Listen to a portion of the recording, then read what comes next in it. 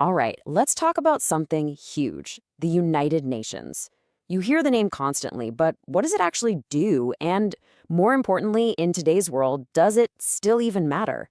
Let's get into it. So, to really get why we even have a UN, let's just start with a simple question.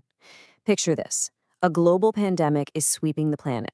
Do you think any single country, even the most powerful one, can stop that all by itself? I mean, viruses don't exactly check passports, right? Okay. Or what about climate change? Can one country, just by itself, reverse what's happening to our planet? Yeah, the answer is pretty obvious. It's a hard no. And that's really the whole point, isn't it? This is exactly why organizations like the UN exist. Some problems are just, they're global. They're way too big for any single nation to handle alone. You absolutely have to work together. Okay, so let's rewind. Where did this whole massive, ambitious idea even come from? Well, the story really starts after World War I. The world created something called the League of Nations. Great idea in theory, but it totally failed to stop World War II. So, in 1945, with the world in ruins, global leaders decided to give it another shot. And that's when, out of the ashes, the United Nations was born. And its main goal was super clear from the get-go: stop wars and get countries to cooperate. It wasn't just about preventing conflict, though. It was about creating a space, a forum, where nations could team up on all sorts of things. We're talking health, human rights, you name it. So it's kind of like a referee and a team captain at the same time, which is a really important thing to remember. So, how does this whole thing actually work on the inside? Let's pop the hood and take a look. First, you've got the General Assembly. The easiest way to think about it is like a giant town hall meeting for the entire world. Every single country that's a member has a seat at the table. And here's the key part: every country gets one vote. It's the main stage where everyone comes together to talk, debate, and vote on the biggest issues facing the planet.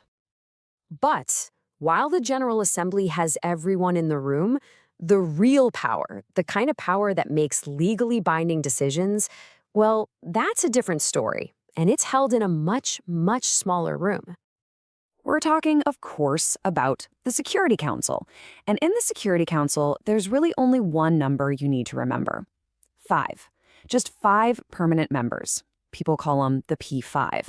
And the power they have is, well, it's off the charts. And who are these 5? The United States, the UK, France, Russia, and China. No surprise here, right? They were the main victors of World War II. And as a result, they were handed a permanent spot at the head of the table, for good. And this is where it gets really interesting. They have something called veto power. What does that mean? It means any one of these 5 countries can just say, nope, and kill a resolution. It doesn't matter if every other country on Earth agrees, one no from them and it's dead. That is a staggering amount of power, and it's basically defined international politics ever since. So you have this whole power structure, the P5, the veto, that was literally designed in 1945. And that, of course, raises a pretty big question for us here today. I mean, think about it. The world today looks nothing like it did in 1945. Old empires are gone. New economic giants have emerged. But the Security Council?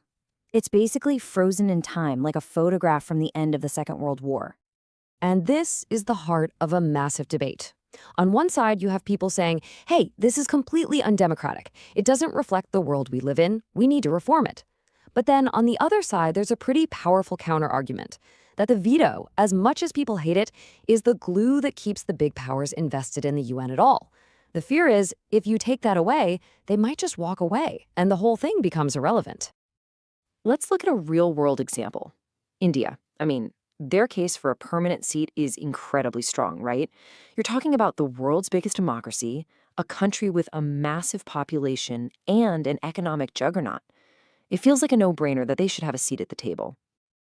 So, if the case is so obvious, what's the holdup? Why isn't India already a permanent member?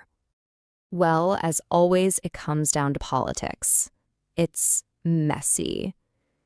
Other countries have their concerns. They worry about the ongoing tensions with Pakistan. They bring up the fact that India is a nuclear power. It just goes to show you that trying to change this very exclusive club is incredibly difficult. So, all of this leads to the big question, the one that really matters.